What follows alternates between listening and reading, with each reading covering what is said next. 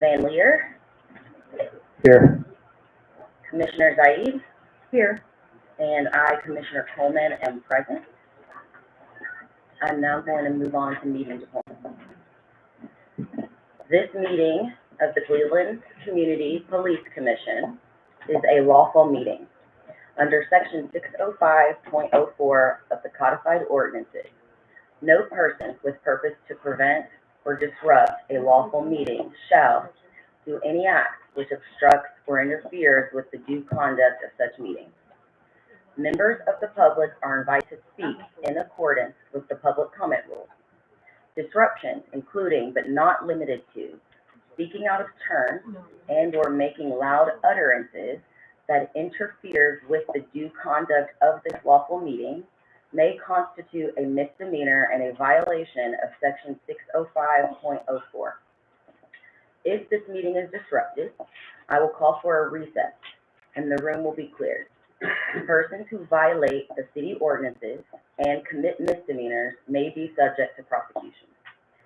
When this body is able to return from recess, then in compliance with the Ohio Open Meetings Act and Section 101.021 of the Codified Ordinances, the meeting will be back open to the public. I am now going to move to the next item on our agenda, which is adoption of the agenda. The agenda has been distributed, so I'm going to pose this question to the Rules Committee members. Are there any proposed changes to the agenda?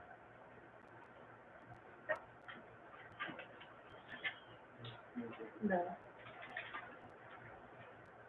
And actually, my copy that the public should have is not up here. The agenda. Is it over in the table? Yeah, I don't see it from sure. I've seen it. Okay, 1 second. Right here, I'll flip it. Thank you.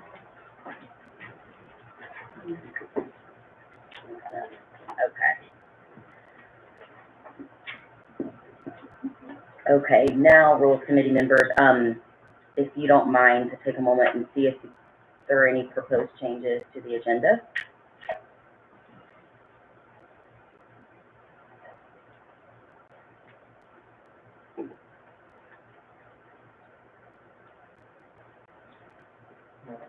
Okay, hearing none, may I please have a motion to adopt the agenda? I move we adopt the agenda. A second. Okay, I'm going to roll call vote for the adoption of this agenda. Commissioner Van Leer, Aye. Commissioner Zaid, Aye. and I, Commissioner Coleman, vote aye. So we will now proceed to the next item on our agenda, which is the first public comment. And I do have just quickly one note. So after today's Rules Committee meeting, we are holding a special meeting of the full commission to start at 7:30. And so when I became chair of this committee, I had promised to always do 2 public comments at the beginning and end. So the second public comment for the Rules Committee will only be if time allows, and that's because when the special meeting opens, it is going to open with a public comment. So if we have time, essentially we'll have 3. If we don't have time, we will not do that second one, and we'll go straight into the special meeting. Also, if we do get to the point where we have time for 2 Rules Committee public comments, I do ask that you try to keep the second public comment specific to the substance of the Rules Committee meeting. And then again, immediately after that, the special meeting will open with the general public comment. And so with that, I will call who's up first when I get the sign-in sheet. One moment. Okay.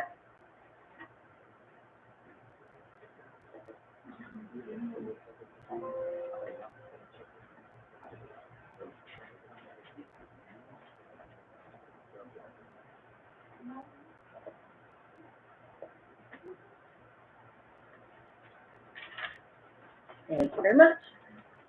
Okay, up first Del Snyder. Did I get your last name right? Correct.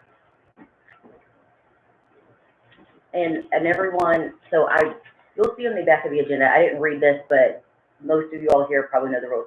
You have 3 minutes, I'll start the timer, and when that goes, you'll be up. So Dell, give me 1 second, because I did not have my clock open here. Timer. Okay, and you may go, thank you. All right, thank you. Hello, Commission CBC. Name is Dale Snyder. Of course, I represent Roll Gold Inc., represent the community. I also brought my brother here, who's a business owner in the community. We are around 139th and Kinsman, Kyrie's Cafe. That's his spot, named after his son. I just want to speak words of encouragement to you guys, and I also want to say something that you may already know. End of the day, you guys have tremendous power. And I know there's a lot of opposition, whether internal or external, but let that not deter you from exercising that power. In lieu of what's going on across the country right now, especially in DC, we're going to need you guys more than ever in the community. When I say the community at large, and the microcosmic community, Black community, we're going to need you. So again, words of encouragement, and thank you for your time. Thank you. Next up, I have Lou.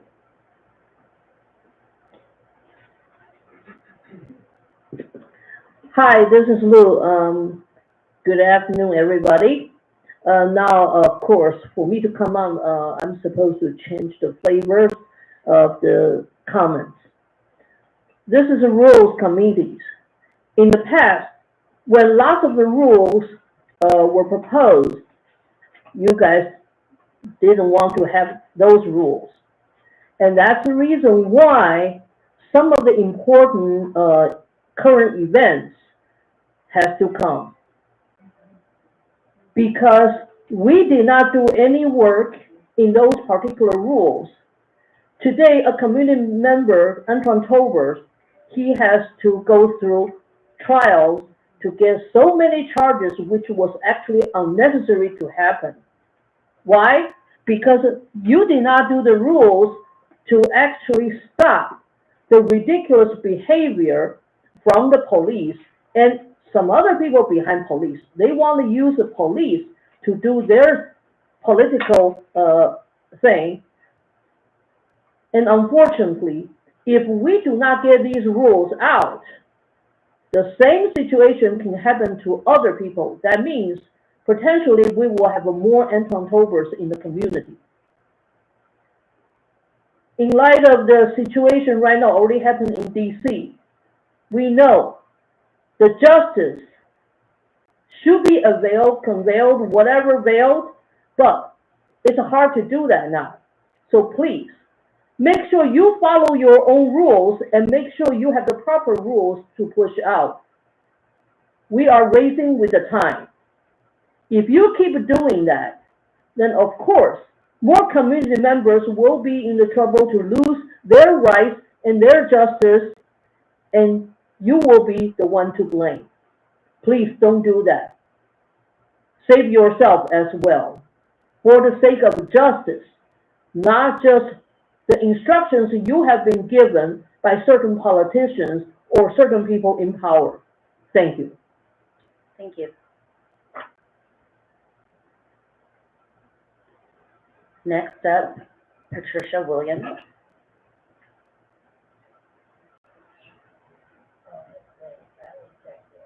Okay, so no public comment. Mike Steele. Okay. Oh, guys, I'm sorry. Usually it's just a straight list. I didn't see the yes or no. Okay. All right. Cameron Damascus.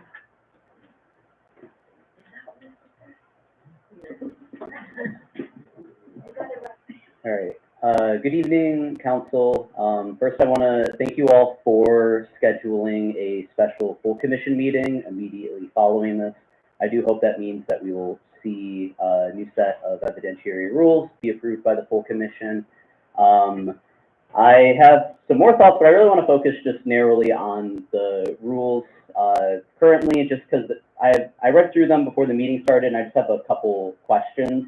And they don't need to be, I would appreciate if they were addressed at some point of the meeting. They don't need to be immediately addressed, but one of them was whether, and I brought this up in my previous comment, that the consent decree rules that records are to be provided from the city within 21 days.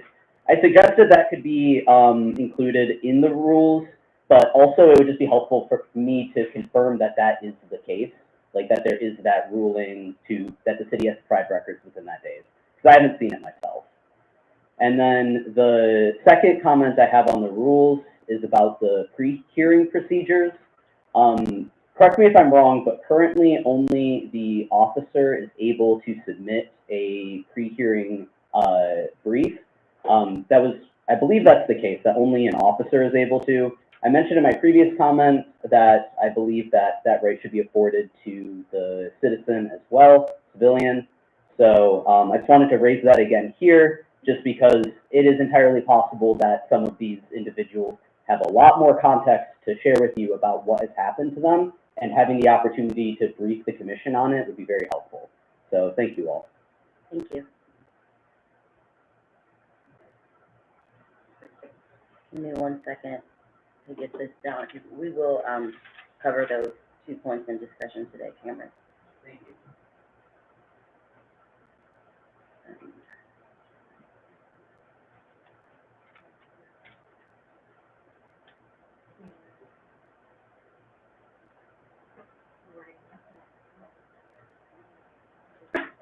Okay, I'm going to do a last call for public comment, round 1. Okay.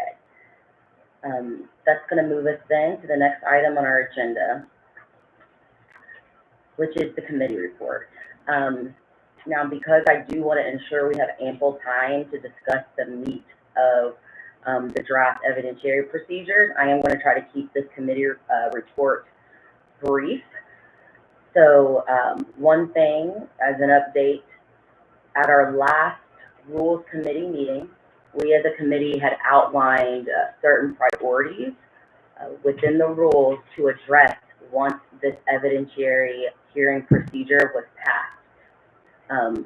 It is now the case that the commission is in talks with the City Law Department to obtain outside counsel to do a complete review of our rules. So because outside counsel will be reviewing those rules, we will take that off of our priority list. So how that will work is outside counsel will review, make proposed revisions. Those new rules and revisions will come to this rules committee, and then we will need to consider those and pass any revisions as a recommendation from the rules committee to then go to the full commission. So because of that, we will not ourselves be taking upon that review because it would just be double work. So we can mark that off our list. Also, at the last Rules Committee meeting, the main focus there was we outlined the next steps that we'd like to take with respect to finalizing the draft evidentiary hearing procedure. And as a part of identifying those next steps, we identified key stakeholders to provide comment on the current draft. I'm going to briefly kind of give an update of commenters that did provide feedback.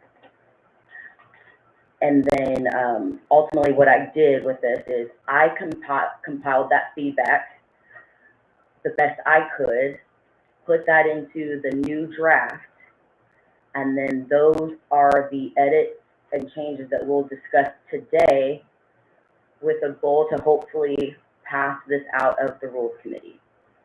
So the feedback received, several members of, not several, I do want to highlight a member of our community that provided feedback, and that is Cameron Damaska, which was actually very helpful in the drafting process. Thank you. We received feedback from Gordon Friedman, who is a former commissioner and a lawyer. Charmin Leon, a former commissioner and member of the Black Shield, coordinated feedback, which we received from the Center for Policy Center for Policing Equity. And those included comments from Marcus McKinney, Senior Advisor, Government Partnerships and Strategic Initiatives, Brittany Kalsitsko Lee, Director, Community Engagement, and Peter Honoff, Manager of Policy. We also received feedback from Jennifer Meyer with Internal Affairs, John Martin, a lawyer and formerly with the Cuyahoga County Public Defender's Office, and several commissioners on our current Cleveland Community Police Commission. So I took all of those comments. I made the decisions on how to work them in, what needed to go in, what did not need to go in. I also worked with Alex Nordine on that and came up with what you have, everyone should have a copy of, is a red line draft. So this is showing red lines from the draft of from the last meeting, which was as of, that is the June 10. So this wouldn't be the last meeting, but the draft was out June 10 of 2025. That is the draft. I took that, compiled the feedback, and now we have what is the draft of August 14, 2025 draft. So what I would like to do as part of our new business is how we'll do this is we'll go through the red line draft, but everyone should have a sheet that says major points of discussion at the top. These major points of discussion are what I think are some of the more substantive changes that warrant debate among the Rules Committee. And so we will go through these major points of discussion.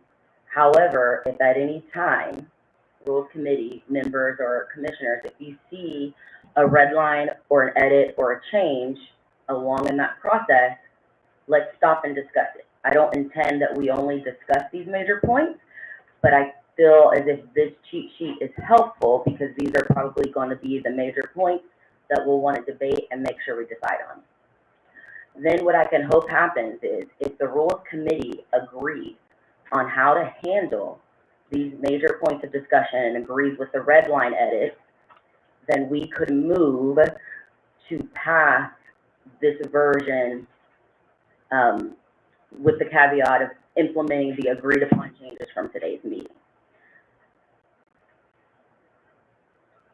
So before we move on to that process, as far as committee reports, I want to, Rules Committee, do you have any questions?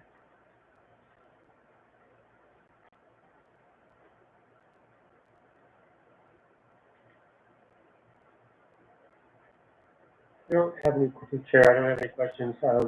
Pretty straightforward. And I want to, thank you and the member executive director for the work on this, recent work on this. And I also want to add that there's also work on this that happened previously. So we're building on a process, and I think we're definitely, addressing some issues and making it better. So I really appreciate the work y'all have done. Absolutely, and I 100% agree with that. And the only reason I did not include that in the committee report is just because, that's been the report the past two meetings of like with the drafts we're working with. And I will say to that point too, as part of getting this feedback, Commissioner Van Leer did go back to kind of look at the stakeholders we reached out to last year. And he did reach out, got that feedback in, and so that was helpful. So yes, this is work from prior work. So with that, I'm going to move to the next item on our agenda, which is new business. So normally there would be a formal motion and then we would have debate, but I think it makes sense to just have the discussion on these edits and see where we're at if there's a consensus before making a formal motion. So how I'm proposing we go through this is, and this is for everyone, commissioners, Rules Committee members, public, take your red line draft and also your major points of discussion. What I will do is go through, one second, do you not have copies? Now that the major discussion, we might not have. You should. There's an extra one here. I'm okay with that. Oh, yeah. Oh, she's got a stack, okay. So those are coming to you, okay. So what we're gonna do, everyone, is take your red line draft, major points of discussion. I'm gonna start page 1 of the red line, and I'm going to go through and stop at each of these major points of discussion. However, Rules Committee members, if you see red lines or changes along the way, stop and ask about them. These are just the ones I want to make sure we hit, if that makes sense. Now, this major points of discussion, how this is outlined is, it's the key issue that came up in several of the comments. I've got a location there of where you can find it in the draft. You have the clean language from the June 10th draft, and then you have the clean language of what is in the August 14th draft. Following that, you have my rationale on why these changes were made. And so these are the main ones I want to make sure we all agree on. But again, let's stop along the way. So I am on the red line draft on page 1. And the first point of discussion is, and this came up in several different ways, is there is an inconsistency in the August 14th draft. Here now I'm just going to say the August draft, the June draft. The August draft is inconsistent with our current operations and procedures manual, Rule 2.4. Now, how that is inconsistent in a couple of ways is the on direct appeal language from the prior CPC attorney's draft. That on direct appeal in that draft essentially meant just a complaint directly to CPC. It didn't have any other meaning for an appeal. So that meant on direct appeal and through a complaint is the exact same thing. It was redundant. So that's why you'll see on direct appeal to the CPC is stricken, and you'll see that citizens initiated is stricken. And that's because through complaints, anyone can bring a complaint, and by striking that citizens initiated, that can also account for an officer that might feel that they were retaliated against and wants to petition the CPC for a review for lesser discipline. So that's the caveat in our authority where in those rare instances, we have the authority to lessen discipline, but only under certain circumstances, in a whistleblower situation, what have you. So that just acknowledges that. Also, the reason we are, well, no, one other inconsistency is under the city charter, we have the authority to review discipline decisions sua sponte, on our own, without anyone bringing a complaint to the CPC. Our current operations and rules procedure, the Rule 2.4, limits that authority to only citizen-initiated complaints. And so there's the inconsistency. The charter allows us to do more, and I drafted and made these revisions in line with the charter, and the current rules are inconsistent. So the reason we are not changing the August draft to conform to the current rules is because outside counsel will be reviewing our operations and procedures to reconcile them then to this draft that we passed. So we are going to had this new, which will be rule, it might be 2.6, but I'm just calling it the evidentiary hearing procedure. We're gonna pass that right anew, and then that review that takes place by outside counsel can be done to conform 2.4 to what we passed. So that's the rationale behind handling those edits, and I'm gonna stop there for discussion, feedback, questions. I'll just say, I think that's perfect. I think that, our rules manual needs a lot of work. I look forward to outside counsel reviewing that and working on that with us. And I believe that, that 2.4 should just align with this, because this gives us more, it's general, and then it gives us more leeway to exercise our authority, under the charter. So I agree with this revision. Yeah, to the chair, I would generally agree with that. I have one question. So in the interim, while the rules, our rules are being revised, and say we pass this, whether it's tonight or in 2 weeks, will this be the operation? Like, which one will prevail? Like, is there a way to make sure that this is what prevails in this case?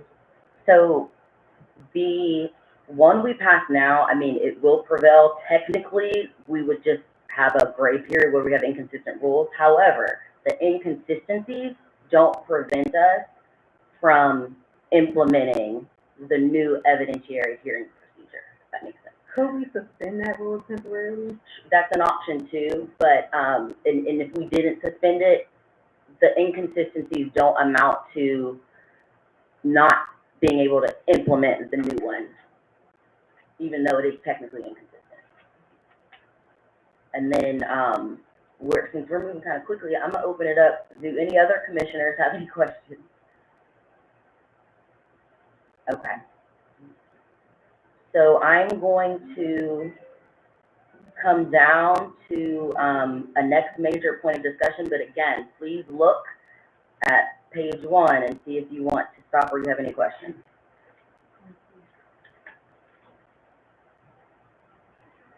All right, I am now on page 2 under preparing the case package for the accountability committee.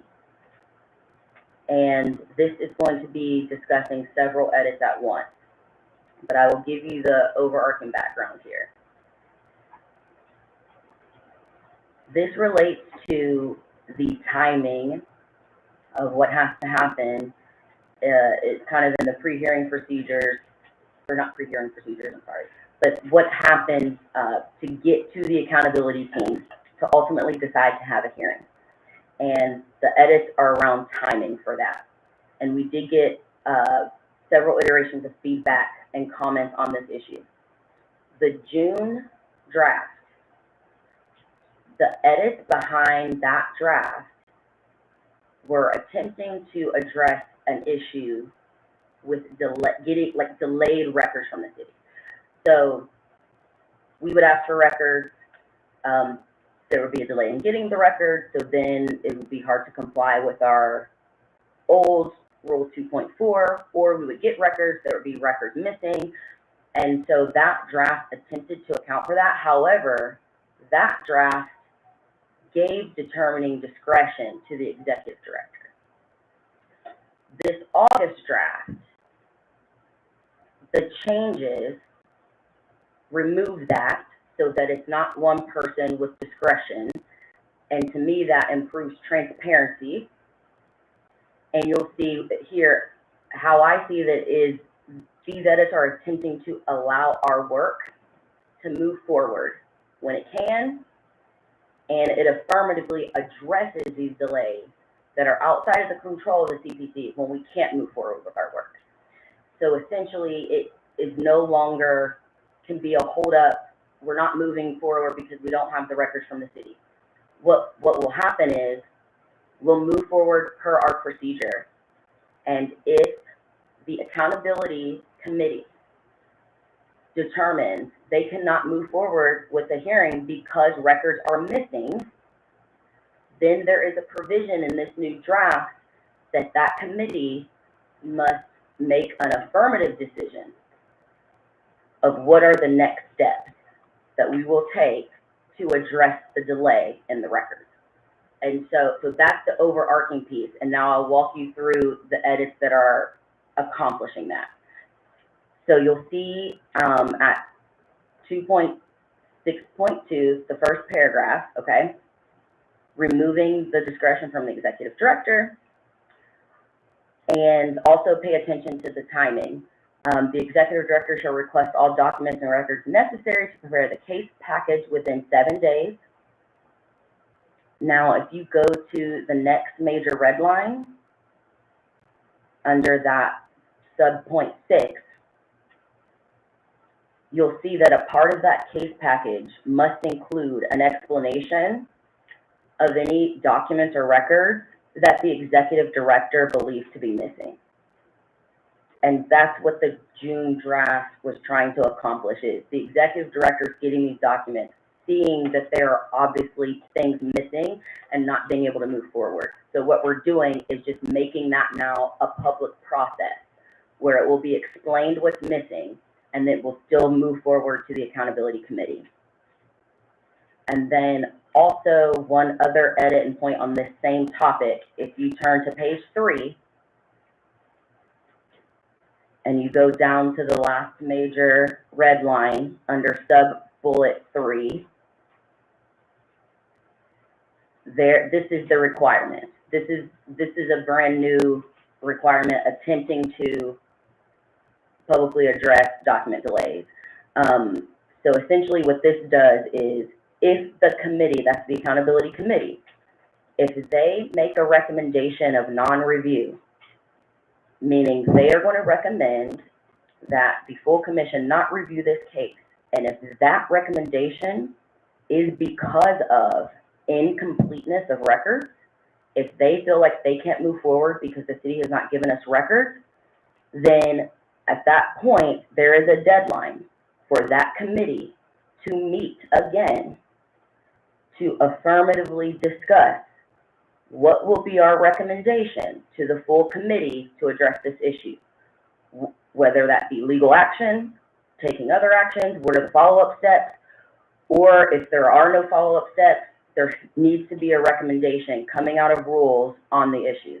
So those are the 3 major edits attempting to address record delays. So I'll stop there for any questions. I do not believe that, under 6.2.2, that first, point that was taken out, a case file shall be considered complete upon the executive director's satisfactory receipt of all documents and records necessary to prepare a case package. I don't believe that should be stricken. I don't believe we should be preparing case, packages without complete information. I believe that we would just be spinning our wheels. I believe that it honestly would be a waste of the committee's time. I believe that it would be an injustice to the complainant for us to move forward with work when we don't have a complete body of evidence.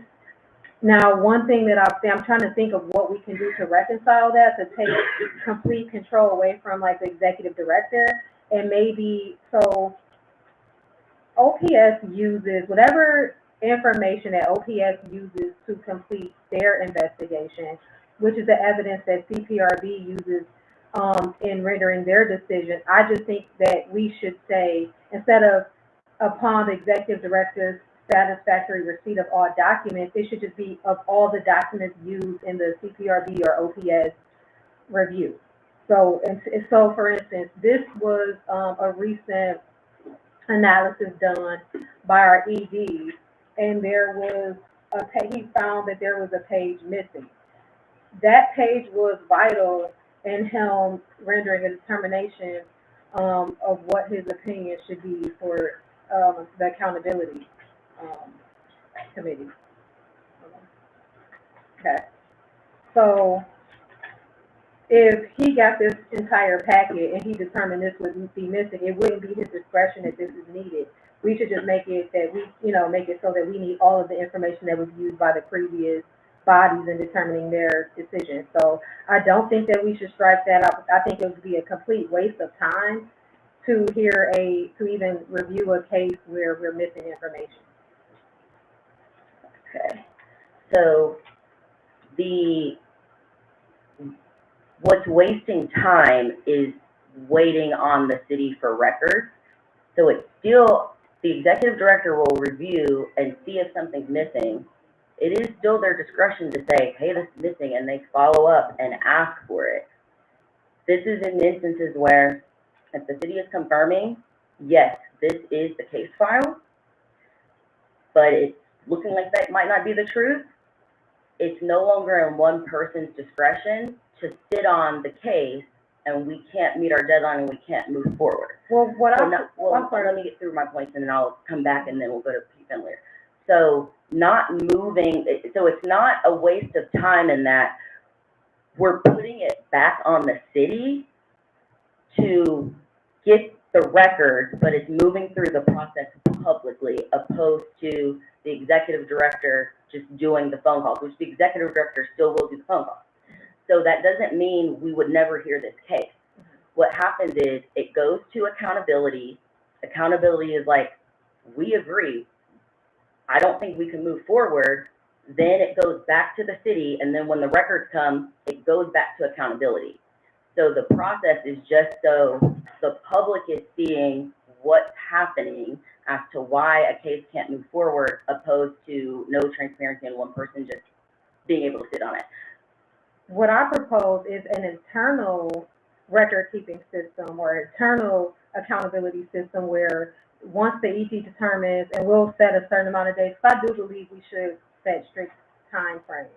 So once in a certain amount of time, let's say 7 to 10 days, if the ED determines that he does not have all the records and he cannot move forward with making a complete analysis because he has incomplete information, then he will report that to the accountability chair, and they will decide how to move forward with from there, which could be giving that update through the accountability committee that, hey, we're in the process of reviewing this case, we don't have the complete record, we're putting this back on the city, so they, we've reached out to the city and let them know that we need this without having an incomplete analysis, without having a whole, review of an incomplete case plan. That same thing could be accomplished with a update from the ED and the accountability chair that it's incomplete. Okay, yeah, and it's not it's not reviewing a case that's incomplete. In the instance of literally the one where the determination is missing, that is not the case file that should have been transmitted. So if the city confirms this is everything we relied on, that's everything they relied on. We don't. Does that make sense? I'm trying to address issues where we don't, I guess, have the proof to say records are missing. And that should not hold up. I get what you're saying, but I also think that maybe that also should be the discretion of the ED and the accountability committee as well, but. Yeah, no, so it is. How it's written is it would be. Without going through a process where they're doing extra work first. To the chair, yeah, I guess I see the edit as, I don't see a huge difference between what the two of you are saying, except that this turns into, it's not unnecessary work, it just turns into a public process where the ED comes to the committee, the accountability committee, and says, here's what we have, and whatever other facts are there about whether it was complete or not.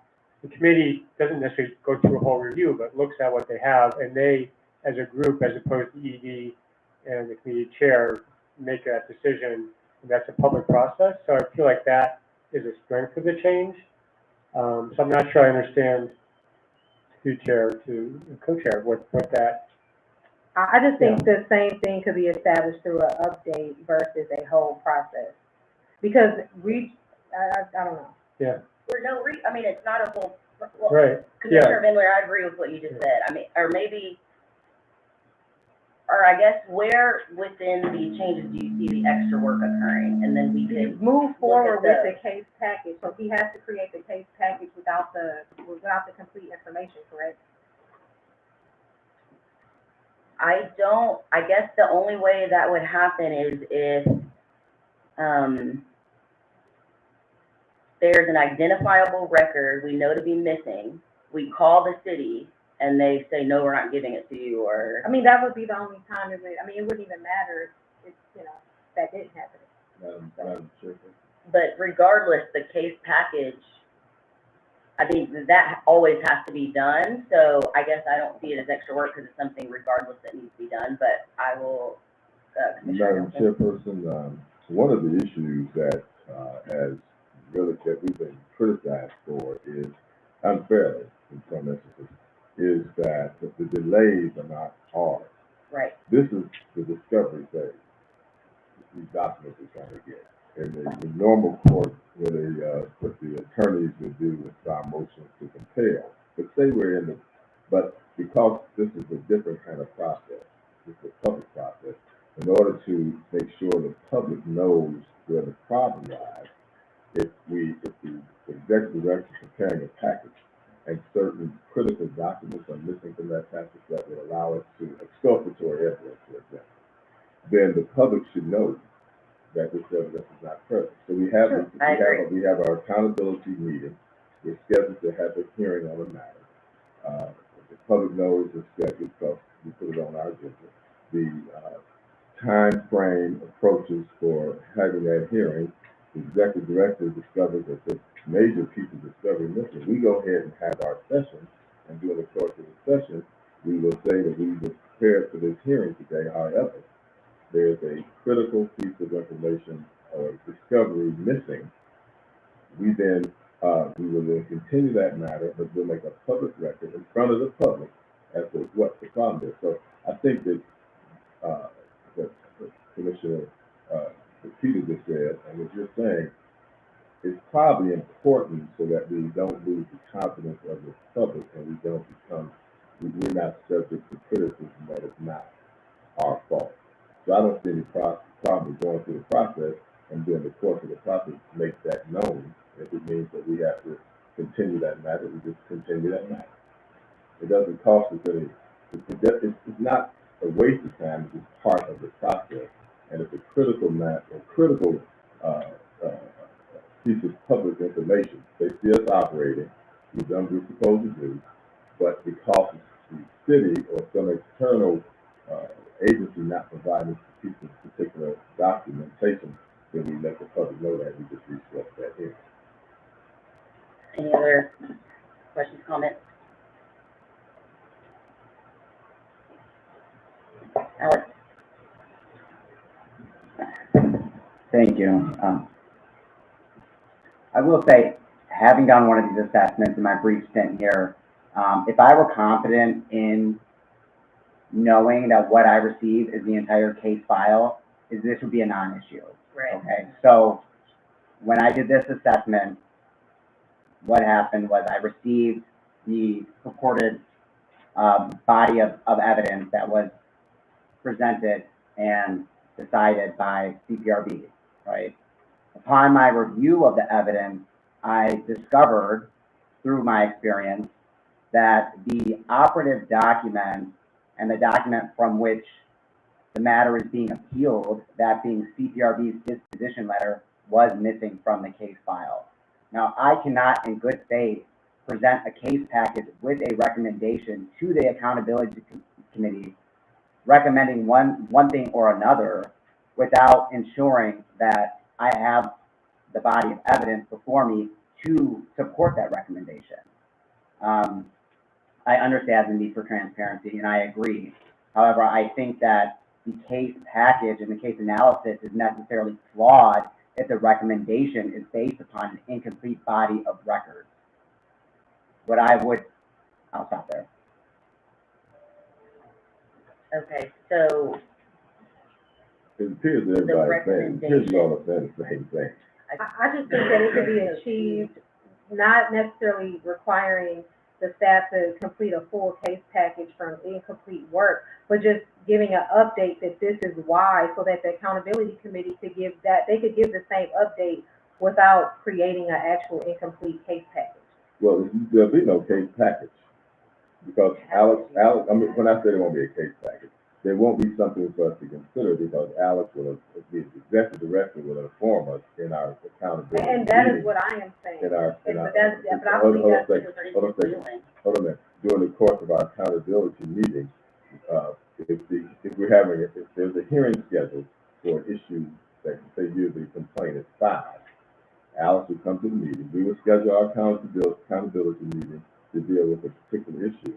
He would advise us that we need to continue because a particular piece of information is missing. There's no skin off our back. We don't have a meeting anyway. It's just that the meeting will be abbreviated, but the public will know that the issue belongs elsewhere.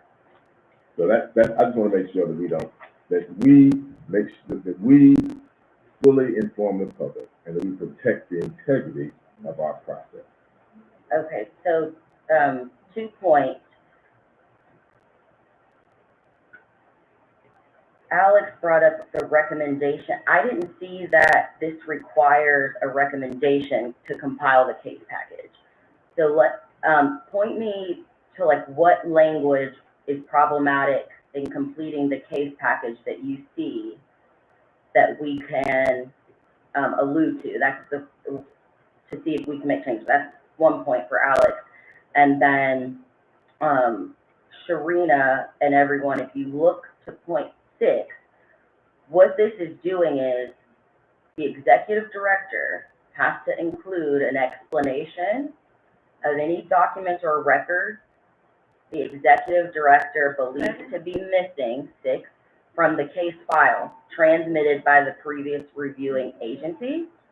So, and I think this goes back to Commissioner Nelson's point, as we're all saying the same thing, the executive director makes the determination something is missing. And now this requires a writing to be had explaining what's missing, why the executive director thinks it's missing, for the accountability committee to consider. So I get, before it's been happening in a phone call, now it happens in writing in front of the public. When a complaint is received, this information has to be compiled regardless. Because it's not required to have a recommendation analysis, I guess I don't see it as work that doesn't have to be done anyways. So I'll stop there. Alex first, and then Commissioner Said. So you should probably use the printed copy. I don't know which one.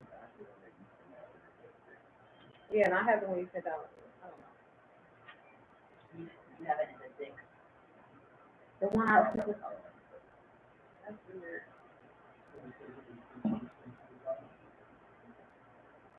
Yeah, we're under 2.6.2, sub-bullet 6.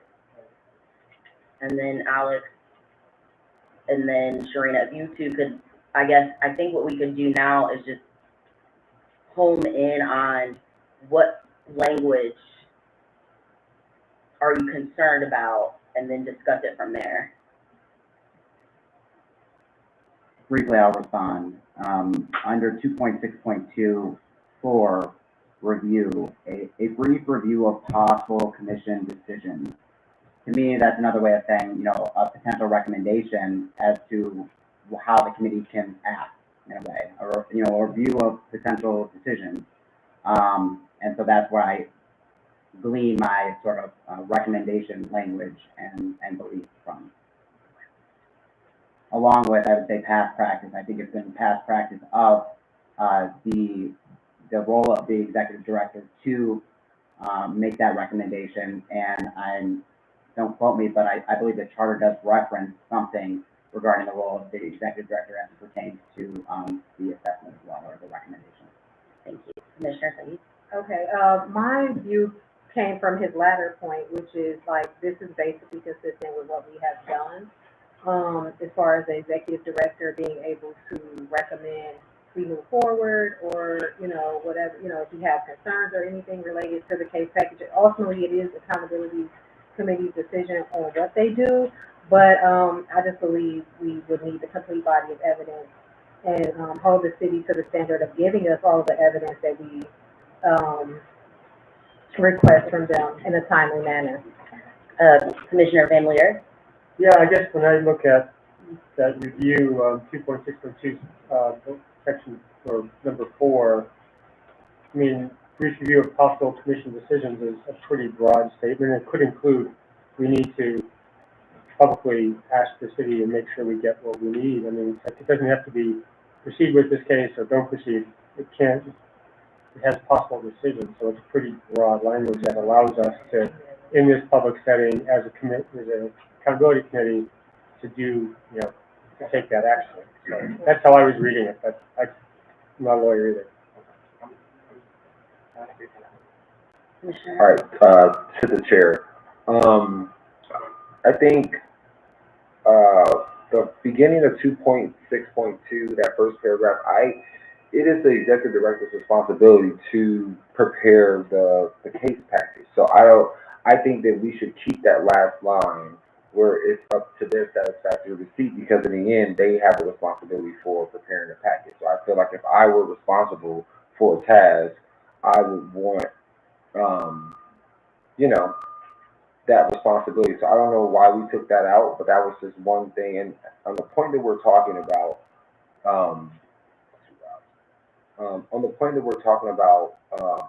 my stance is that there should be no case package without full record. So, I mean, I think there's like things that you could do, but I don't think that we should have the executive director prepare a case package if they do not have the full document. So that's my stance on, 2.6.2, bullet point 6. Okay, I'll respond to Commissioner Adams, and then let's go to the draft and figure out what language we should focus the discussion on. So, in response to Commissioner Adams, the executive director still has the responsibility, still has the discretion, and this just requires it to be in writing. So the reason the language, the last sentence was stricken is because if it is up to one person's satisfactory receipt as to whether something is complete, there's no transparency in the process.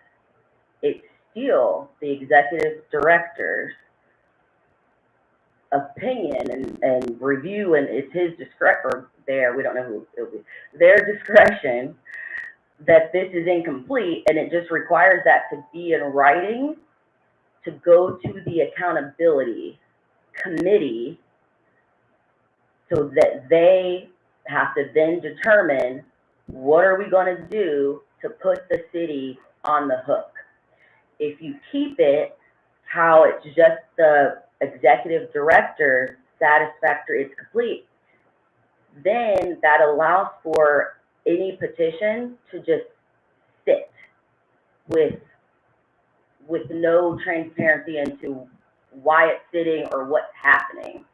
So I think we're all literally saying the exact same thing, but maybe it's a language issue, or no, it goes back to the case package. So the case package, I guess what I will say to that is it has to be prepared if a petition comes in. So if this is literally just doing point 6, can't do the rest, it's still just putting it in writing as to what's missing, which then triggers accountability on a deadline. They have to determine in 15 days, what are our next steps? Are we going to sue the city for these records? Are we going to recommend we allow the executive director to keep doing follow-up phone calls? Are we going to, this is all the same thing. It's just, as of now, happening in phone calls, and now it's just happening in a process. So as I stated before, I think the remedy to that would be, once we give the executive director a certain amount of days upon receiving the case file to inform the accountability chair that the case file is incomplete and he cannot move forward because he has an incomplete case file. That is when the committee chair can let the community know in a transparent process, let the community know in the accountability committee update, that, hey, we are ready to go on this, to hear this case, but the city did not give us all of the documents needed to to prepare this case packages thoroughly, because we don't have all the information. So then whatever processes that would have happened, if they would have prepared the incomplete case file could still happen, with just, just sooner. Okay, so to the chair, so I think I get what's going on. I think that Commissioner Coleman's suggestion for the edit is just, to try to ensure that some progress is being made and that work is moving forward. Does that sound accurate?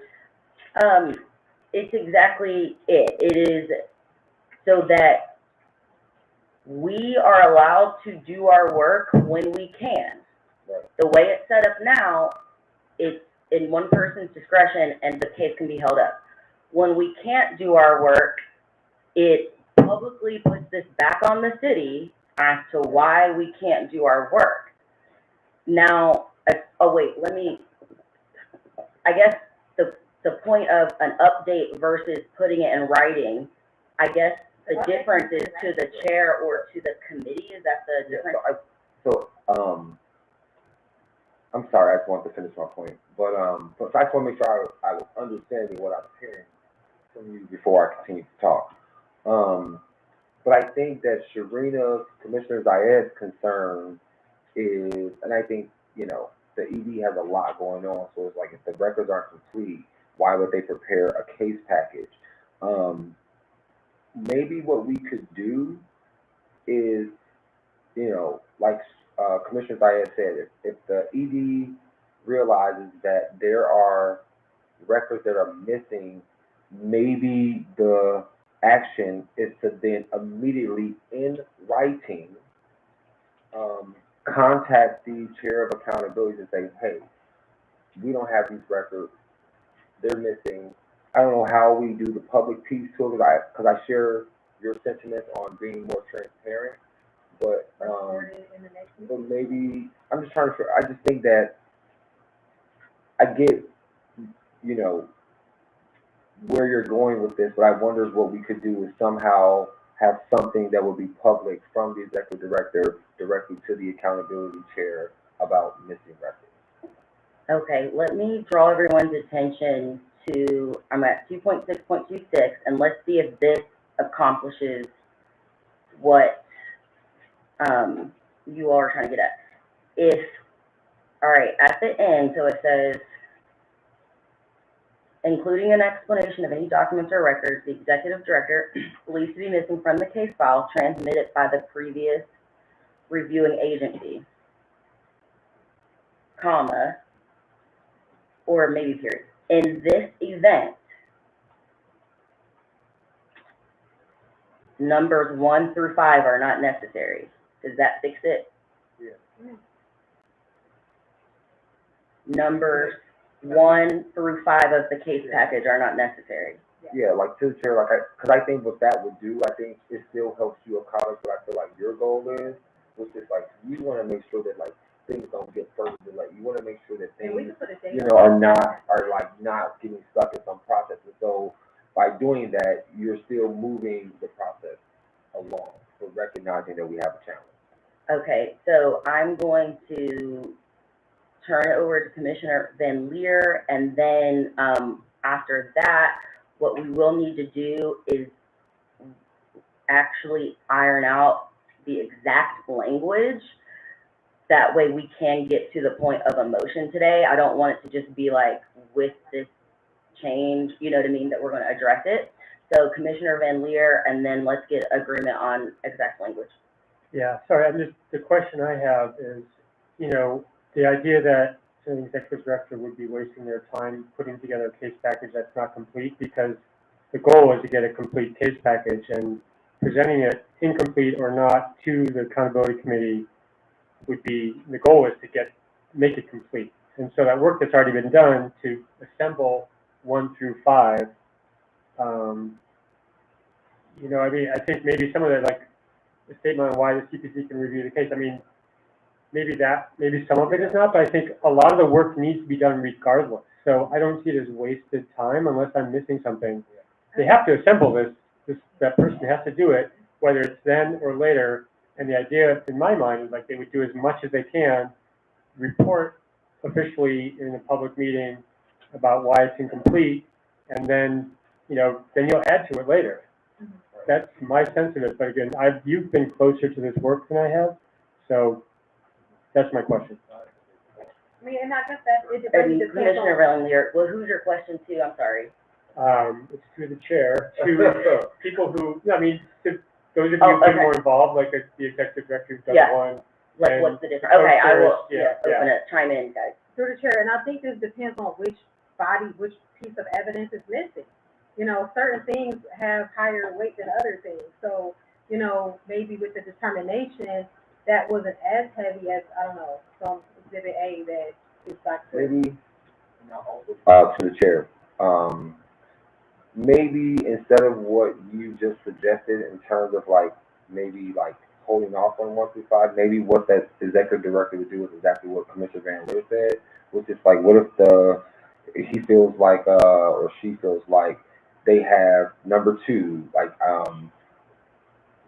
would not having, I guess it would be up to them to determine which parts they could actually do. So maybe when they report back to the accountability chair, they would say, hey, I have records to do point 1, 2, 3, but I'm missing records, and therefore I cannot complete 4 and 5. But I agree, but I really do, I know that you want to keep things moving forward, and I think that, so does myself and Commissioner Van Leer, I hear as well. So maybe, some type of clarification or specification about what part of 1 through 5 cannot be complete, but they still move forward on the other parts that they can. I agree with that.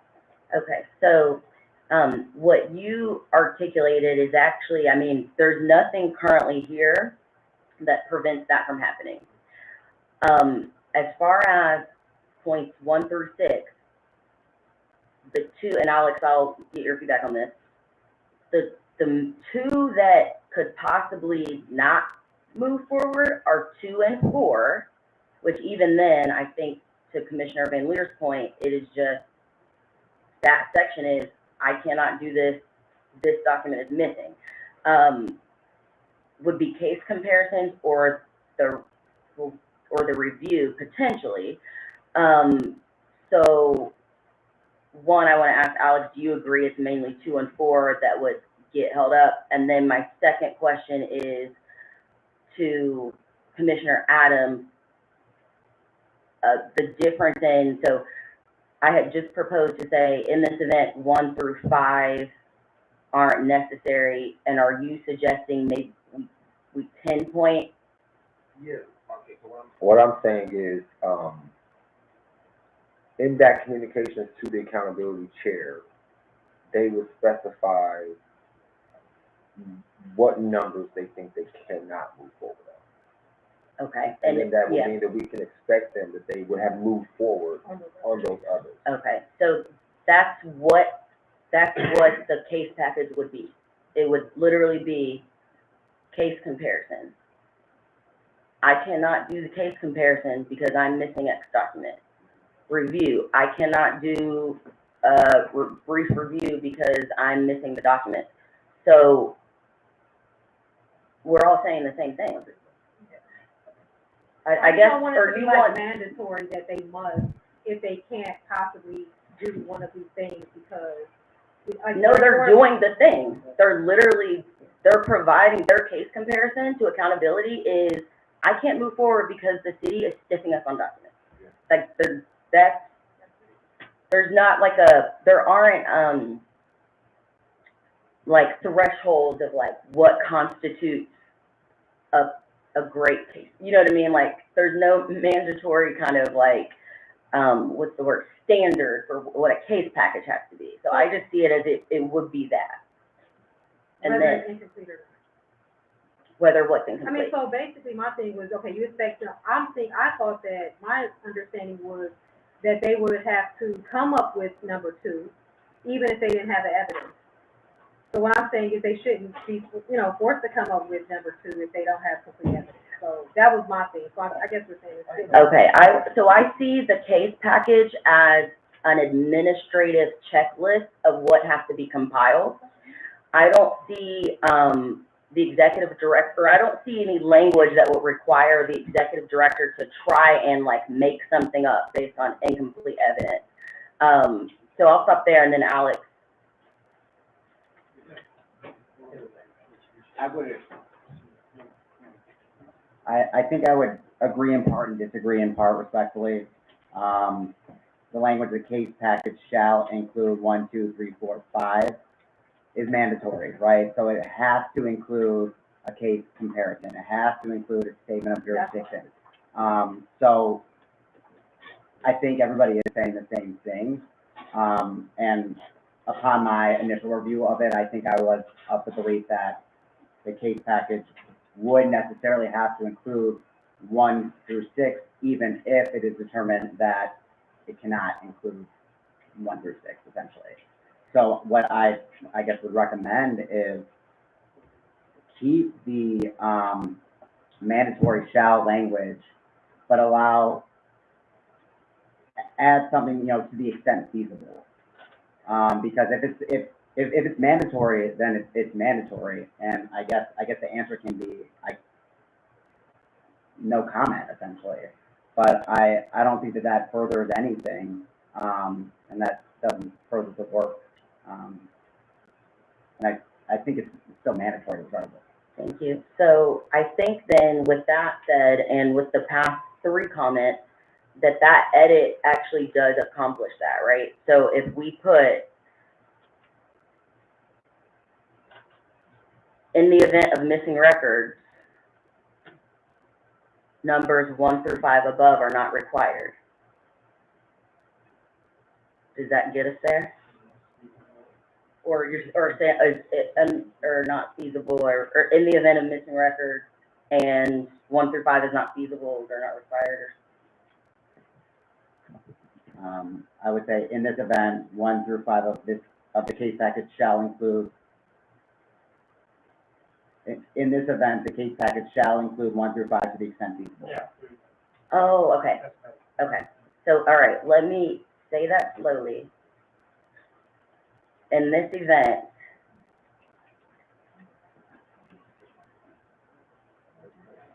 So after the end of the current sentence, start in this event, the case package shall include 1 through 5 to the extent feasible. case package shall include 1 through, or I guess it would be the case package may, or no, okay, shall include 1 through 5 to the extent, Feasible to the or extent practicable. feasible. You're adding that to 6, right? And I think it should be a period. It'd be, so the change will just be a new sentence. In this event, the case package shall include 1 through 5 to the extent possible. And with that language, I'm going to go to Commissioner Zaid and Commissioner Van Leer to get thoughts on if that language fixes this for you, and that way, when we get to the point of a motion, that motion can be with the agreed upon changes. So Commissioner Zaid? I believe that these changes, address my concerns. Okay, and Commissioner Van Leer? I agree. Okay, so I kind of need help here. If we could just, in the minute, Rules Committee came to a consensus on the new sentence to follow 2.6.26. If we can have that in the minute, I think I can make my motion appropriately. So the Rules Committee seems good, but I'm going to pause because we do have several other commissioners here. Any questions or comments on this point? All right, so I'm going to move us on.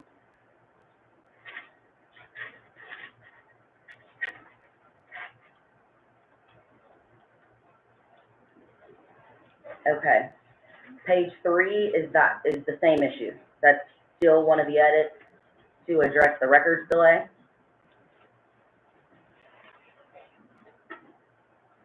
And actually, let me take us back to page 2. Oh, thank you, guys. All right, page 2, I just wanted to point out the change for the timing from 14 days to 15 days.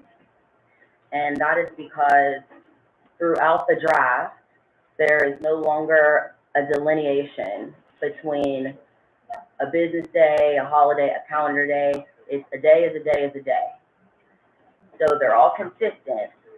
Now, if as time goes on, we see like around Christmas time that something's getting messed up, or we have to actually do the hearings to figure out the timing and the issues to then revise and adjust accordingly. So I did want to point that out, the 14 to 15 days. And then the next one is same thing, it's also easy. It is on, or actually I'll hold there. Why did it change, I'm sorry, why was it the calendar day taken out?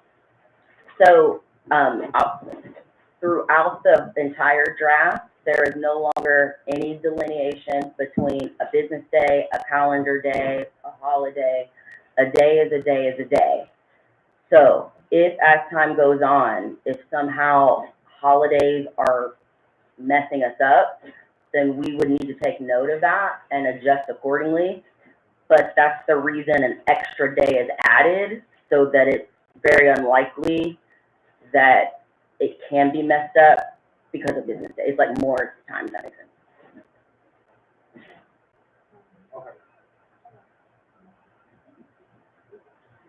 You're gonna hear me say this a lot. This is a living, breathing document, so changes can be made. I agree, if something isn't right, changes can be made, so. All right, I'm gonna go to Alex. You know me, I think for clarity purposes, if nothing else, it doesn't hurt to specify calendar days or business days. I agree, a day is a day is a day, but what is a day to somebody could be me something else to a court or anything else. No, I'm so glad you brought that up. So that's the exact rationale behind the change, because normally you would have a rule of procedure that tells you how to count days or how to count time. So if you're in court, you have the Civil Rule of Procedure 6 that has the rules for when you count holiday, when you count X, Y, and Z. We don't have that. So to have a delineation of, I think in this draft, it was only business day and calendar day. To me, I guess calendar day would just mean a day. Business day would be, you know, we have Monday through Friday. So because there's no guidance on how to count, I think it actually is less clear having the delineations. I don't think it provides clarity, because as I was reading through it, I'm like, well, wait, up here it was a business day, here was a calendar day. And it was actually, there's several instances of where it actually is inconsistent and messy. So to me, making them all consistent provided clarity. Now, and in those instances, that's also why too, just like added an extra day, so it, in reality, it really is no different. It won't get messed up, but that's what I'll say to that. But I'll pause there for Commissioner, the Rules Committee members. I want you to respond to make sure we're good. Then I'll open it up to the other commissioners, and then we'll, and this is on the timing point, 1, 2, 3, the third row down on the major points of discussion. Commissioner Said. Because we are in the process of working with, obtaining outside counsel to draft or update our rules manual, and maybe just, figuring out how we count days is something that we can work with them on. So until that is done, I'm okay with it. Okay, Commissioner Van Leer? I'm fine with this. All right, so I'm gonna move us on to, yes, I did say I will open it up to y'all, I'm sorry. I just have one really simple question about the day, and it's just a clarity thing for me. So, was it different throughout the draft depending on like what, let's just say for example, what the information was? So if there's something we needed from the city specifically, and it gave them 14 business days, would that have been based on how the city counts days versus, let's say we needed something specifically from CPRD, their board may not have those same rules that you're referring to, where we give them 14 days, a day is a day is a day. But for the city, 14 days, they refer to business days. So to your first point, did it matter based on the information being sought? Most likely. Okay, To me, it was not consistent to know where that line was being drawn or when one was being used versus the other. And again, I didn't draft it, so I don't know the intent, but I would say most likely. Now, as far as, to your second point of could it be inconsistent with someone else's rules? Well, so this procedure only governs us, so we really don't have, we don't have enforcement to put deadlines on other agencies. And to me, just having a day, I guess, might be more consistent. If somebody does have a specific rule, it probably is more consistent. Any other commissioners have any points on this? Okay, I'm gonna move down to the last row on the major points of discussion and just see if there are any questions, if everybody's okay with that change. And from there, I don't have anything else to walk through, but there are, I mean, you'll see there are changes. So, rules committee members first. I don't have a problem with this last point on the sheet, the major changes. Okay, and I have another Commissioner question, Zaidi. but no red marks.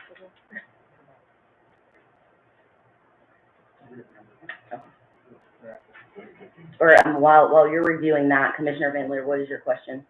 So this came up from Mr. Jamaska and also in a conversation with a community member the other day about the briefs. Yeah. The officer providing an opportunity for the officer to provide a brief. We had a conversation, Alex and I had a conversation the other day with someone who raised the same question. So I wanted to make sure we have a good discussion on that and come to clarity about. Because I was fine with the language as it is. I think it makes sense. It's about due process for the accused.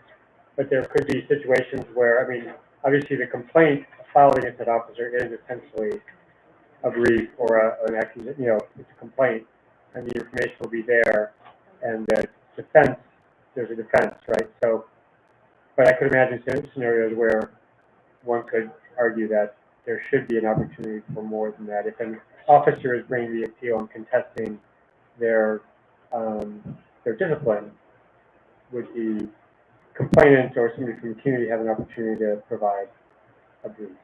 That's kind of where I'm thinking. Thank you. Yes, and those are 2 points that I think we should discuss and that we will, we'll handle. I'll respond to both. And then Commissioner Zaidi, we were on the last row of the major points of discussion to see if you had any changes.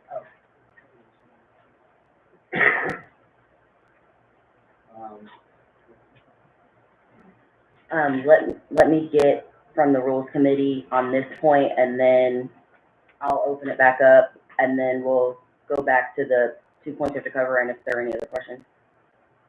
It just changes it from 30 to 15. Correct. Okay. Okay. Commissioner Adams? I don't want to derail anything, but we're on 2.6.3. Last paragraph. The last paragraph. Yep. I was looking at 3C. Right. Up there in the last paragraph. So I want to come back to 3C, but you guys have it. Okay. So hold on, let me mark to come back. Well, so now that the Rules Committee, I got y'all on the 15, or from 30 to 15, I'm going to open it up to any other commissioners if there are any questions there. yeah, I was gonna clarify, we're talking about the committee should have whether it's like, okay, 15. Okay. Now, Commissioner Adams, you wanted to go to page 3, sub-bullet 3C. Yeah, so, to the chair, so in this, 3C deals with, a scenario where there will be a recommendation to not review the case based on incompleteness of records, or incompleteness of the case file.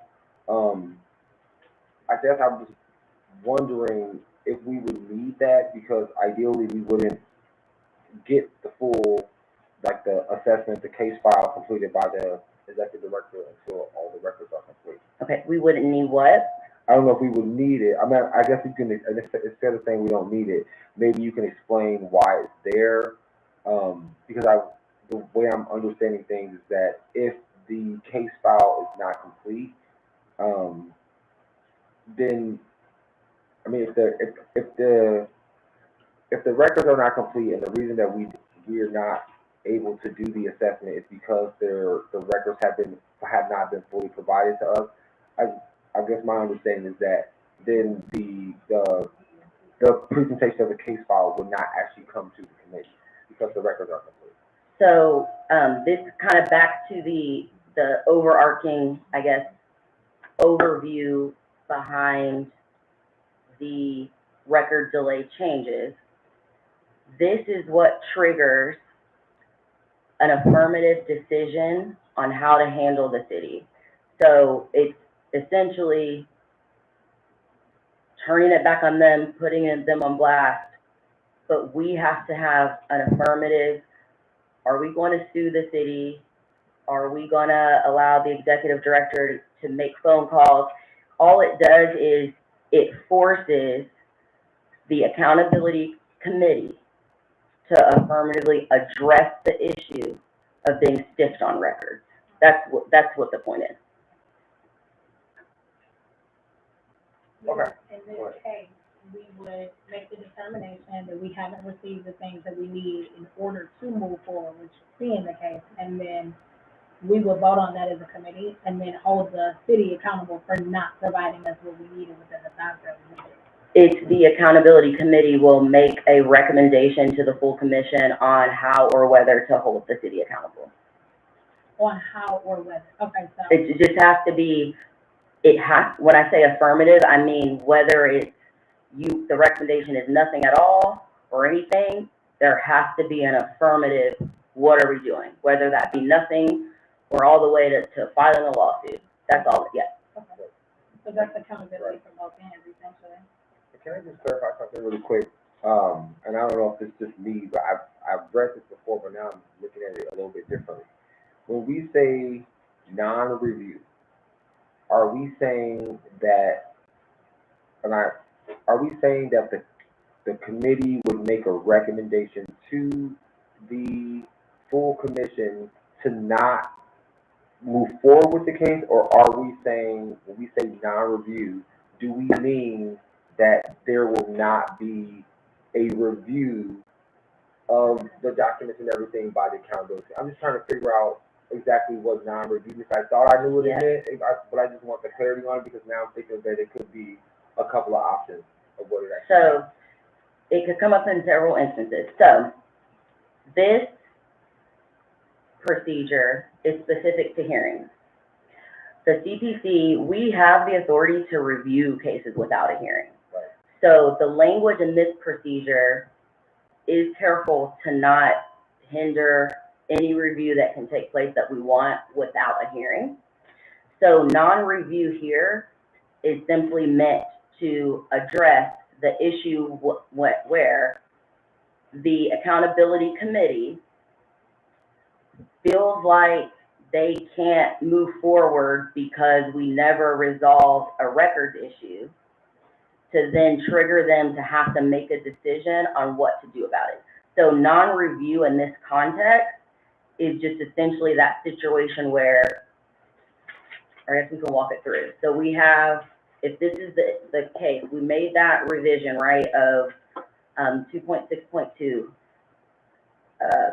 prepare, so you have the written explanation from the executive director, here's what's missing, here's why we can't do 1 through 5. Then that goes to the accountability committee, and that they are required, when they receive that case package, to meet within a certain time frame to discuss what they're going to do.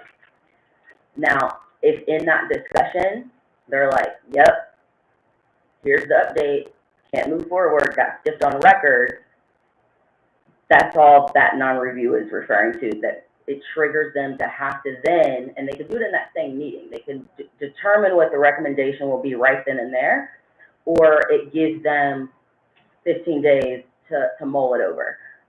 But great point on, it is confusing about non-review, because I was thinking about that too. So what I did was I just made sure this was specific to like the hearing procedure. To- Does that answer your question, Commissioner Adams? Madam Yeah, I Chairperson. just wanna make sure I'm clear. So basically, if this were a meeting, accountability meeting, when we review the case files, the committee votes to either not move forward with the case, to move forward with it, move it to the full commission. So you're saying, would the committee then be taking the vote to not send it to the full commission? Is that what the non-review would be like? But in that scenario, they would identify that the reason they're voting no, not to go forward, is because of the lack of the missing record. Madam And then Chairperson. there's and then the other things that you were talking about, the steps that would, then they decide like how they want to move forward. I just want to make sure that I'm clear. I- Okay, so let's reel it back in. I'll respond, Commissioner Adams, Yeah, let me- Commissioner Nelson, and then Alex, you had something too? Okay. So in response to Commissioner Adams, if you walk up to 2.6.3, step one is the review of the case package, and no matter what, in all instances, the accountability committee, they have to meet to discuss what they're gonna do. So that recommendation, it could be, yeah, they wanna approve it for a hearing. It could be, maybe we wanna review it without a hearing. It could be, we don't wanna review it at all. We don't think there's sufficient evidence. And then the C is just like a caveat. You have the authority to recommend we don't review it. That's always the decision they have to make. But in the instances, if you're saying we're not gonna review it because we were skipped on record, in that specific scenario, now they affirmatively have to address that issue and determine what happens next. So the non-review is just the normal, if they ever make a recommendation to not review, but then just in the specific instance, that next deadline is triggered. So does that answer your question? It does, thank you. Okay, so I'm gonna go to Commissioner Nelson, and then I'm gonna go to, Alex Nordine. Madam Chairperson, to the members of the Rules Committee. I think we're getting a cart before the horse. Alex, the executive director, who's the prosecutor in this matter, will be reviewing documents. The accountability committee will be we will schedule our regular meeting. As part of that, our agenda will include recommendations from the executive director or the prosecutor. If there are records missing, the prosecutor, or in this case, the executive director, will advise the commission, the chairman and the commission, that he's not prepared to make a review because he's not prepared to make a recommendation because in his review, he discovered there are critical documents missing. He will advise us of that, and then he will take action to get the documents. Now, he may need to ask us for authority to get those. I doubt that would be necessary. That's redundant. That's why he'll be the executive director and the prosecutor. He will advise that certain records have not been presented. We will be in our session.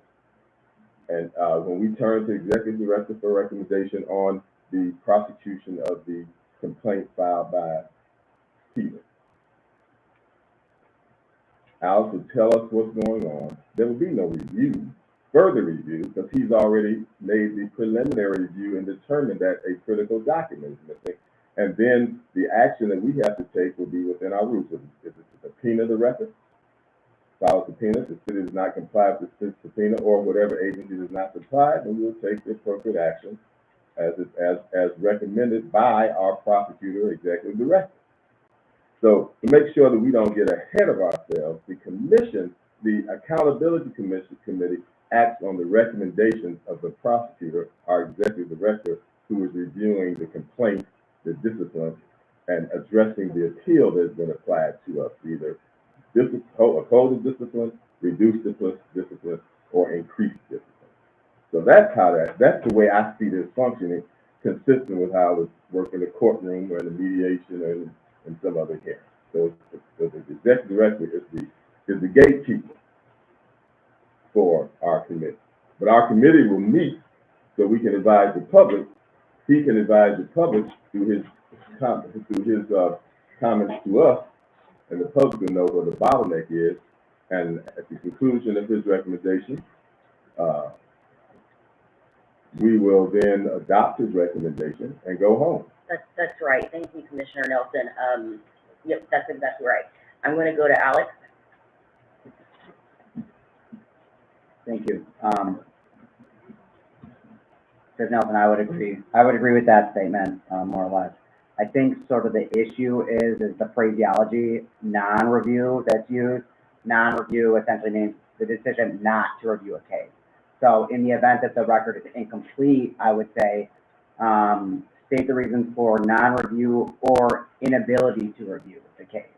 And that way it doesn't bind the accountability committee to not reviewing the case. It just puts a pause or a stay on it until the executive director can obtain those documents that are missing for the accountability committee to determine whether to review or not review the case.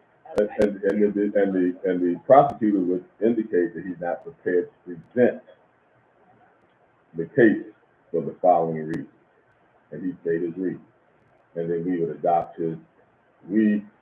Because we'd be a responsible committee, would adopt our prosecutor's recommendation. And I, through the chair, and I think that word change aligns with the changes we made previously, saying that, okay, if he can't, fulfill these numbers, like 204, I forgot, was that 6 points? Okay, no, yep, I got it. Yeah. So let's just agree on some language here. So I'm gonna draw everybody's attention. We're on page 3, sub-bullet 3C. And based on what Mr. Nordine is proposing, I think we could do, if the committee's recommendation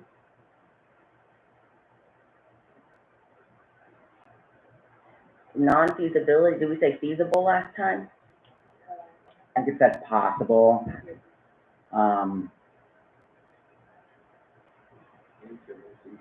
I like almost practicable or feasible, frankly. But for consistency purposes, I understand where you're going.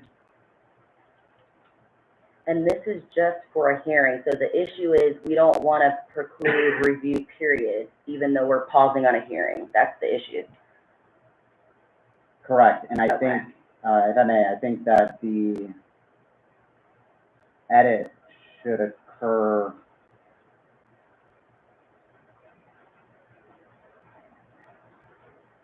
potentially at 3, if recommending that the CBC not review the case or set it for hearing. It would be, I guess my recommendation would be, if recommending that the CBC not review the case or set it for hearing, or is unable to review the case or set it for hearing, the committee chair shall 1, 2, 3, or ABC, I guess.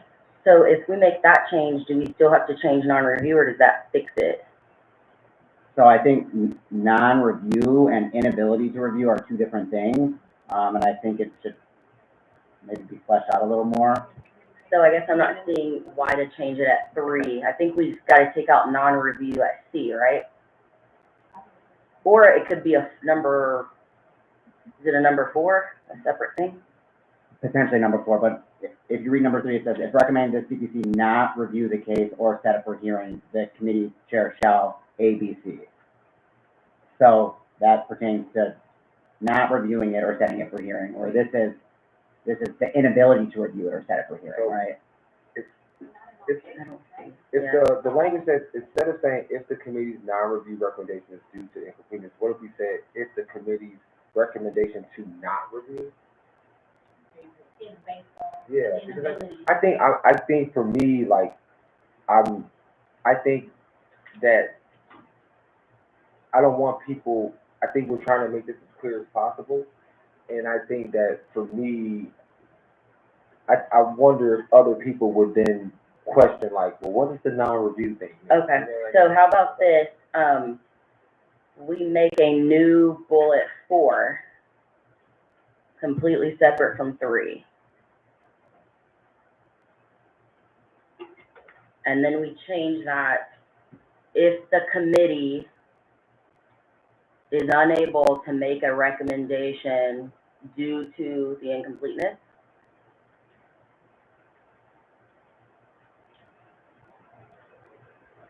Okay, so everybody, I guess just take a moment to think that through, and I'm gonna try to write it, and then I'll go to my rules members to see, if we agree. Madam Chairperson, we could also use the word decline to review the case. We recommended that the CPC decline to review the case. This is language that is used in courts of appeal. They decline to hear or decline to review. They don't use not review or non-review. So then that gets us back to, though, kind of in the non-review issue. Is that, well, You decline okay, so you're saying number 4, if the committee declines to hear to make a recommendation due to the incompleteness.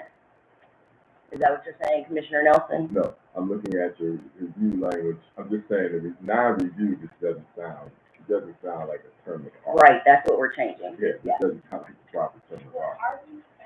So I'm just dealing with that language right now. Yep, no, that's the exact word we're removing and Now, changing. when it comes to, the lack of various documents, let's see. We can use the word continue. We're not doing a non-review. We're just saying that we can't proceed with the case. Agree, yeah, I think yes, we all agree, Yeah. non-review is an issue, and we're gonna We can't just come up with proceed the language. case. Yeah, Or so- we continue the case. I'm going to read out, I think what Alex was saying. Go to my rules to see if that fixes it, and then I will open it back up. So we would do a new number 4 and say, if the committee is unable or declined. So here, Well, if the committee is unable or declines to make a recommendation due to the incompleteness. That's what I think we're all trying to say. So Commissioner Zaid and then Commissioner Van Leer, if you give me your thoughts on that, and then we'll open it back up. Well, you remember we're talking about the Commissioner Nelson, we Oh, I'm gotta get this out of rules, and then we'll have a special committee to go back to the full commissioner. So, Commissioner Zaid and Van Leer, please give your thoughts, and then I'll open it back up. Okay, so are we changing the language in portion C, or are we creating a new bullet? So, sub C would become 4, a new bullet. Yep, Okay. a brand new thing. I like the word unable or, what's it? Yeah, not feasible. So, okay, read it and tell me how to fit it in. Okay, let's see. If the committee's non-review makes recommendations. No, we're taking out non-review. So If the committee's if the committee is unable unable to. to make a recommendation due to the incompleteness, do you like that? Yeah, that's. All right, so Commissioner Van Leer, follow me here. I'm going, if the committee If the is committee- unable, So I like unable, basically, instead of. take out non-review, is unable to make I think A. it should not be defined. recommendation, take out is, due to the incompleteness. Does that fix it for you? Yeah, that looks good. And it Okay, fixes it for say it Commissioner one Zaid. more time. So this will read like this.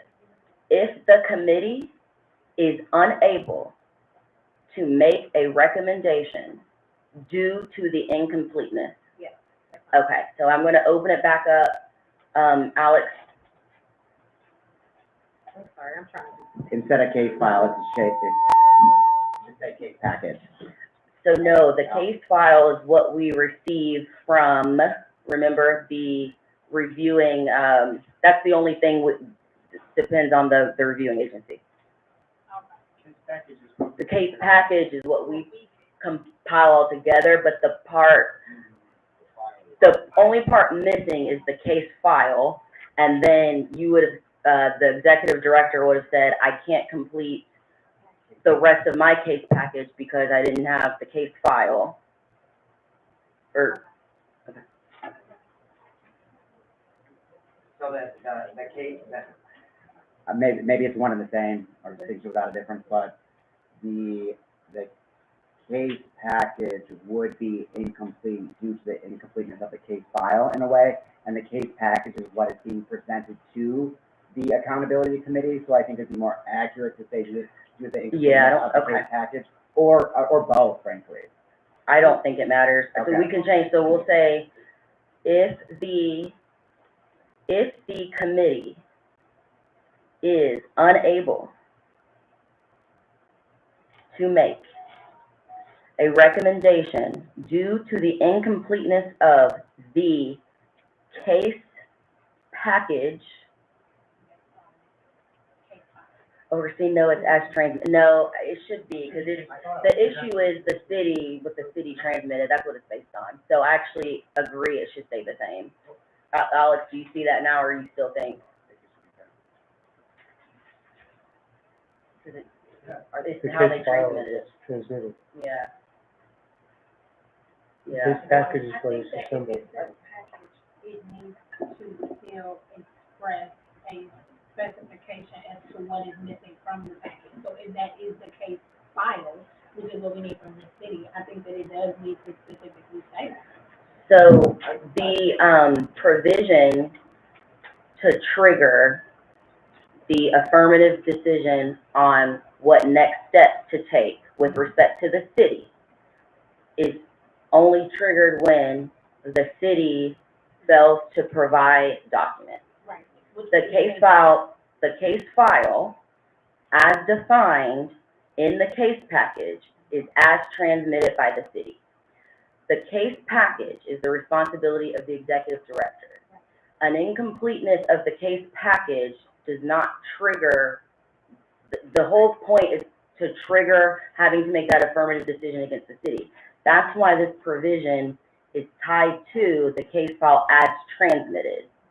I think what you all are saying is, well, if the case file is as transmitted incomplete, then that means the case package is incomplete. That's not so, because we just made a revision that in that instance, the executive director is not required to do 1 through 5. So the reason it says case file is because we're trying to target what the city transmitted to trigger holding them accountable in some way. So we'll pause there. Commissioner Kincaid, if you have a response, and then I'll go back to Alex. Well, I think that I was completely agreeing with what you're saying. I think that to Commissioner Adams' point that they want to see the framing case package isn't specific enough to hold the city accountable, because it may not be the city's, it may not be something missing from the city or a case file that is creating the incompleteness of the case package. So I agree with that. That's wrong. That's wrong. That's exactly it. Because it's only the case file. It's only when the city doesn't provide a document that triggers this. So your explanation is not what the provision is trying to say. And I'm going to go to Alex and then Commissioner Adams.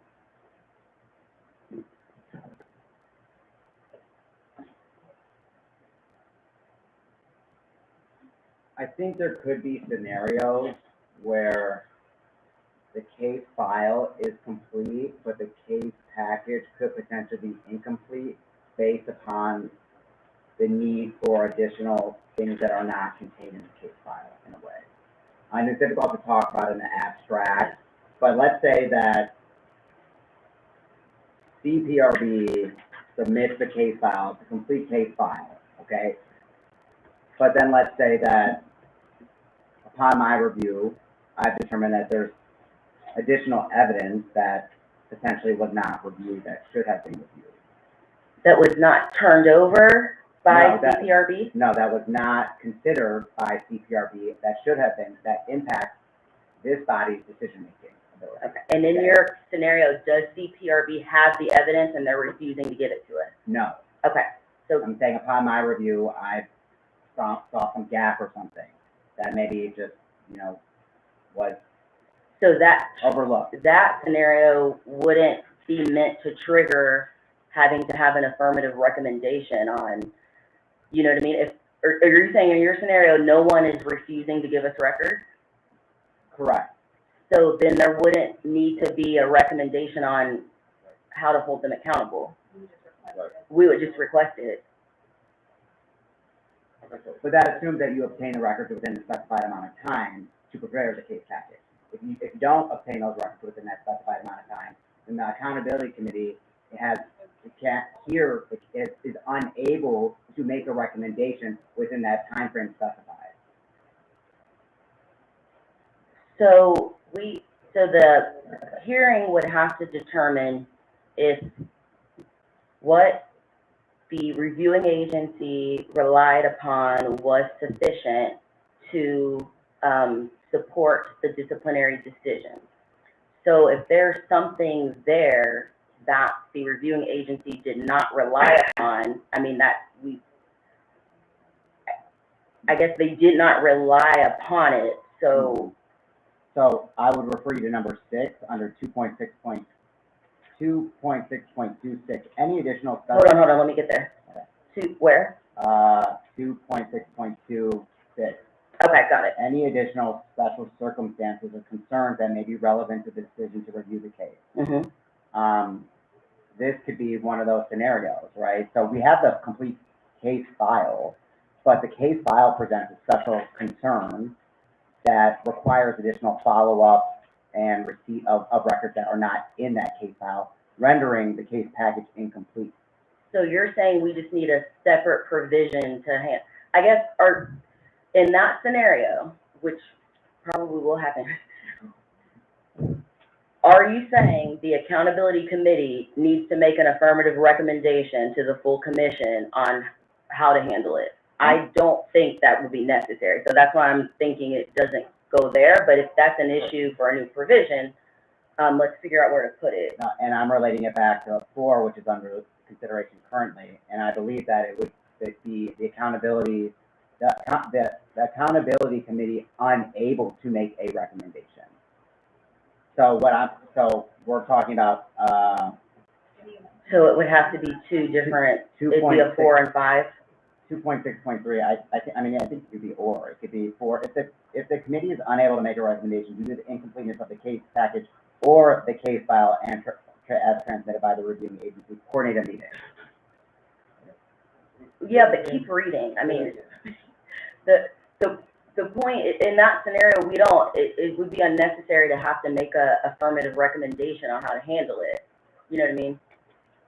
I guess I don't. Or do we agree with that? I don't think it would be an affirmative recommendation. No, that's what it says. That's what this provision is for. What your issue is, a separate issue.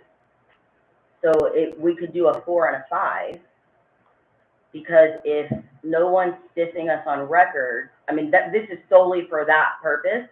Your issue is, do you see? Point taken, yes. So I understand. So now do you want to add a 5 or leave it, or? Go ahead. No, I'm sorry. It's been a long day. Very, very long day. You know what? Nope, I'm gonna just go to my rules people, because we gotta get it out of rules. Commissioner Zaid, Commissioner Van Leer, with the, all right, let's all get there. We're gonna make C a number 4 and say if the committee is unable to make a recommendation due to the incompleteness.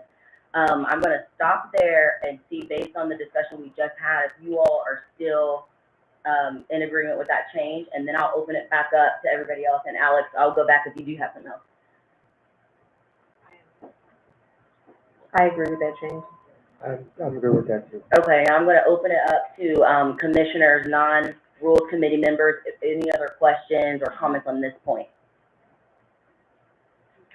Okay, I'm gonna move us on, and I guess I do need this specific in the minutes, that the members of the rules committee came to a consensus to make sub-bullet 3C on page 3 a new sub 4 with the change of the first line to be, if the committee is unable to make a recommendation due to the incompleteness of D. That's the first line. Okay, so I'm going to move us on from that. I'm on page, so, well, those cover the major points of discussion. I'm going to go to the other 2 points that Commissioner Van Leer brought back up and that Cameron Damasca brought up that we promised to address. I'm going to address those, and then commissioners, rules committee members, be looking at the rest of these pages to see if you have any other questions. Okay, and give me a moment to get there. All right. I'm not on a page. I'm on the 2, the consent decree issues and the complaints, not a specific page. So with respect to, so a point was brought up that there is within the case that essentially is the consent decree, there is currently an order in that court that outlines a records process and requires the city to turn over records within 21 days. Confirming that is a real order. I'm going to pause there. Alex, we agree? 100%. All right, that is a real order. The reason it is not built into these rules is because court orders are not permanent. These rules are. So we can't, it would make sense to tie it to something that is going to go away. And also, we as the CPC do not have the authority to enforce a court order, so it really has no bearing. So that's why that's not incorporated. The second point we promised to address, and that what Commissioner Van Leer brought up, is that within the pre-hearing process, the complainant does not do a separate brief. And we have several, the reasons that has not been changed is, the first, the items, well here, let me get to the right page so you can see it concretely.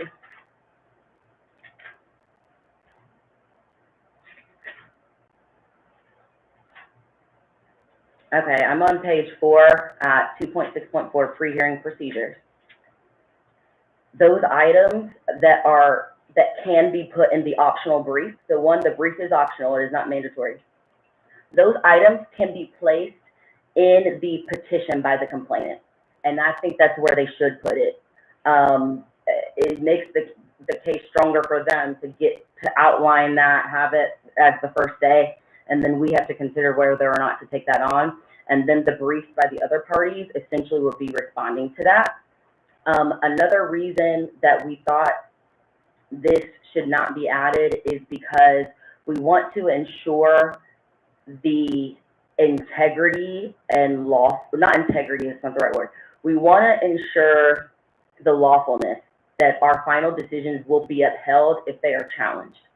And allowing the complainant, if they have if we rely on unlawful things or something that is outside of the scope of what we're supposed to review within the context of the disciplinary decision, that could pose a risk of, diminishing the defense of our decisions. So I'm not sure if I explained that last part very well, so I'm going to pause and put Alex on the spot to see if he can add clarity, and then I'll go back to Commissioner Van Leer and see if he'll follow up on this issue. Did I explain that correctly? I would say yes. Commissioner Van Leer, do you still have any concerns or comments on this? No, I think it makes sense for, in this case, the complainant coming with an issue with an officer's discipline, like that scenario. Is there a situation where an officer would appeal to the CPC if they felt their discipline did not follow the rules of the division? And in that case, does that change this at all? So yeah, let's look at it and see. So yes, there is a possibility that in the instance of a whistleblower scenario, or in the instance if an officer feels as if they have been retaliated against, that is kind of the one rare instance in which the CPC has authority to lessen an officer's discipline.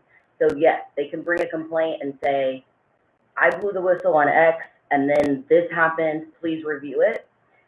So what we need to, let's just look at this language and see if this prevents that. I don't think it does. I mean, one, the brief's optional. Oh, well, I guess the officer is acting, yeah, it's still an officer acting either pro se or through counsel, and they can do a brief. So I actually think this is fine, but let me pause there and let people mull it over and see if you agree. Commissioner Adams? Chair, in all of these scenarios, there would have already been some type of process that's already taken place before it got done. Correct. So like, I mean, I do think that the officer may be affiliated to us due to feelings of retaliation. That might be a little bit different because, or not. No, because we're not an investigatory body. So at some point before it would even get to us, it would have to have gone through an investigation and a review before us. Yeah, that's right. So I don't know if we need to change anything. No, I don't think we need to change anything. The issue on the table is whether the way it's written, if that would prevent that officer from filing a brief. And I think that it does not prevent that, and the officer will have the complaint so I don't think there needs to be any changes, but I think I would like us to do is, just confirm that. To the chairman. Commissioner Nelson. Are you still talking to committee members? Okay. Go for it. We're an appellate body. The only people that file briefs, usually in appeals, are the appellants. Now, there are circumstances where there may be some oral argument by the other party, but usually a appeal is filed by, the word appeal means that someone is unhappy with their sentencing, or in this case, their discipline, and wants us to review their discipline. So that person should have an opportunity to file a brief. Now, somebody was also talking about the complainant. The complaint is the complainant's brief. The complaint that's acted on is for example, we had a person come to us who wanted us to discipline officers, and she had a complaint about how the search went. All right. We reviewed her complaint, and then Alex reviewed the tapes and all the evidence that was presented, and he made his recommendation based on that evidence. So in this instance, if an officer or the person who's requesting that we review their discipline, they file what they wish to file. In this case, a brief if they feel it's necessary to further explain what their issues are with the discipline. Then we review that. We review what is in that. Okay, so I heard someone else talking about somebody else. Yeah, it's one and the same. So in response, Commissioner Nelson, so in your example of when you go to an appellate court, you file an appellate brief to start your appeal. Right. If you, based on that scenario, that is the complaint, the petition rather. Yeah. The petition, whether it be by the office, it's whoever it feels they were aggrieved and want us to review, that is what will be analogous to an appellate brief. I'm going to pause there and come back to my rules people to see if they have any changes on page 4, 2.6.4, and then from there I will open it back up to the other commissioners to see if there's any other questions on this issue. I'm good with the explanation. Thank you. Okay. Yeah, I'm good with the explanation. I believe this is one of those documents that we're gonna have to battle test, for lack of better words, and so we'll see as we go, but as of right now, I think it looks good. Okay, are there any other questions or comments on this issue? Okay, so we have well exceeded the time for the Rules Committee meeting. We were supposed to have a special committee meeting following this. So I'm going to kind of move us along more quickly, and what I'm going to do is literally just go page by page and stop. Are there any concerns? And I do want to keep this to my rules members only so we can get out of rules. And then apologies, there obviously will not be a second public comment, but you'll get a chance at the start of special committee. So I am going to take us to page 5. suggested you could take a 10-minute break, so all of you have a chance to go through. I'm gonna get through it in 10 minutes. We're gonna adjourn. Commissioner Zaid, Commissioner Van Leer, do you have any concerns, on page 5 of the draft? And don't feel rushed. I mean, this is important, so do raise an issue.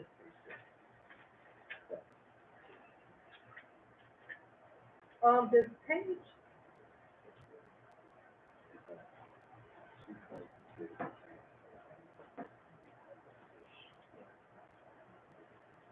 okay, so I see on page, okay, I don't know what's going on with my computer. On page 6, Well, let me know if you have any changes on page 5 first. oh, no. Okay, Commissioner Van Leer, any changes on page No, 5? okay. Okay, we're on page 6, Commissioner Zaid. Okay, 6, on point 7, commission discussion, was executive session taken out? It was. So I don't know where executive session came from. And this does not prevent a vote from occurring to go into executive session. So I don't know if somebody else has any background on that. But this doesn't prevent the commission from voting to enter executive session as applicable. So if the standard is there will be, the standard will be there will be a discussion. If we need to go in executive session, it would require a roll call vote, and that's just the rule to get into executive session. So that's why that change was made. I don't know the authority or where that came. It might have been me that put it in there, honestly. But the original draft, it was Alex took the blame. The original draft did not have that, and I was just like, where does this come from? So I changed it back. So Could we just explain that if we wanted to have a discussion, that we would just, put forward a roll call vote, or a vote to go into executive session, or? no, that's the standard. That's the standard. Nothing prevents us from, you can always, as a body, by a roll call vote, enter an executive session under appropriate circumstances. Did you have something? I will say, I fully agree with that. I believe that I listed the language from CPRB manual. Okay. Well, my rules people, do we agree with this, or do we? I mean, I'm fine, I'm aware that it is. Okay. As long as we're not taking away our ability. No, we are not. Well, and I'm going to stop too. Just Alex, do you agree? I'm not preventing us from entering executive session.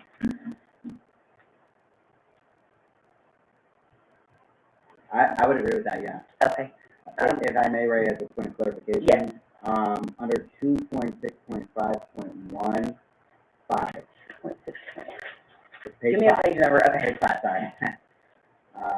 Page 5, subsection 5, presentation of evidence and questions for the parties. Presentation of where? Page 5. Okay, so you need to hold your question for special committee. My rules people have signed off. Oh, I'm sorry, I didn't know. And then, but no, keep your question, and we'll go into, yeah, right? But rules people, go back, make sure.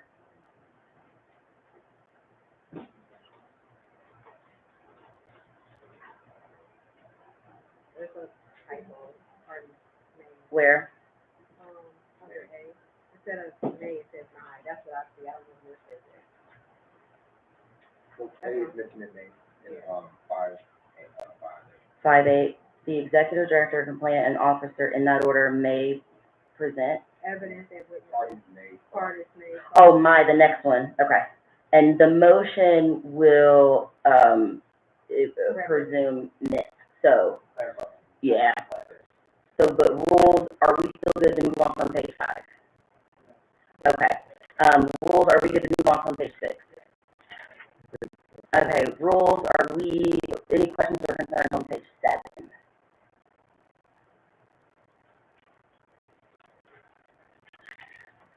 Well, Commissioner Zaid.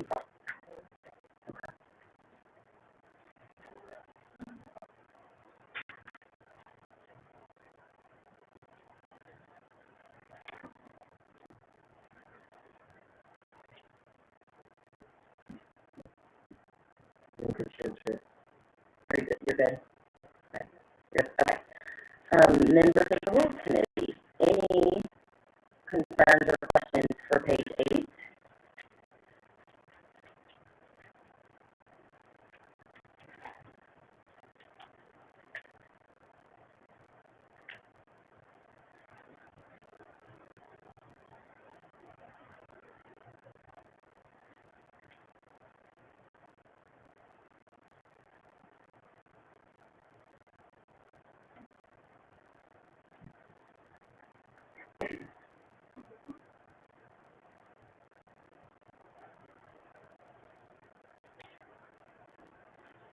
None here. Commissioner Said?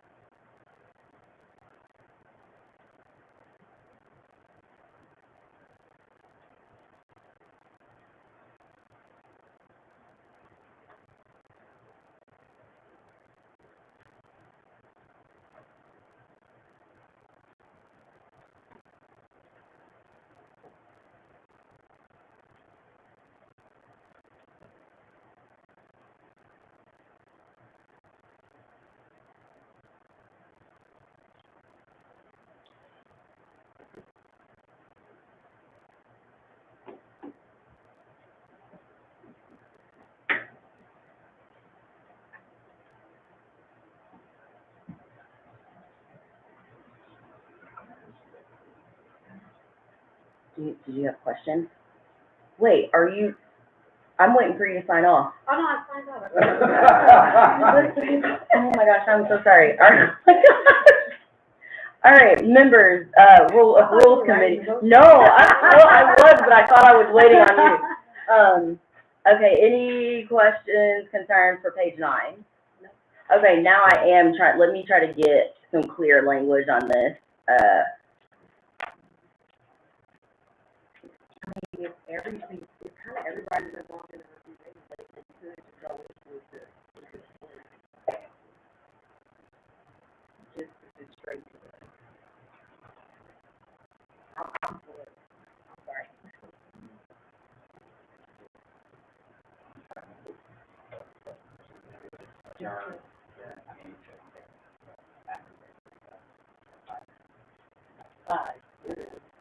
Okay. All right, so I'm gonna try to get out a clean motion. If someone from Rules could second it, we'll roll call vote, we'll adjourn, take a break. So, let me take a stab at this.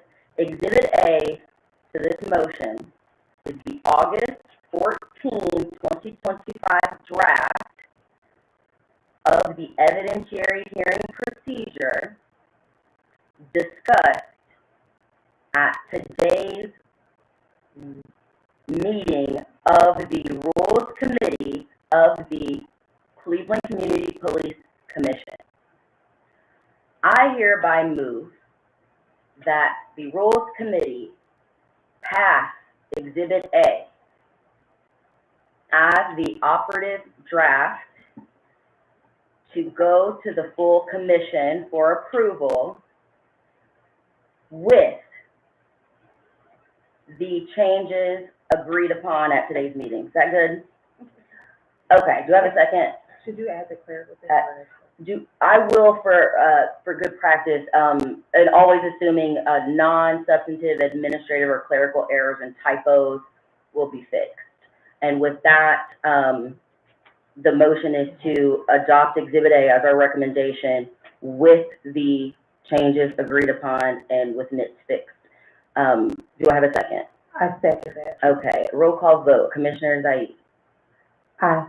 Commissioner Van Leer? Aye. And I, Commissioner Coleman, vote aye.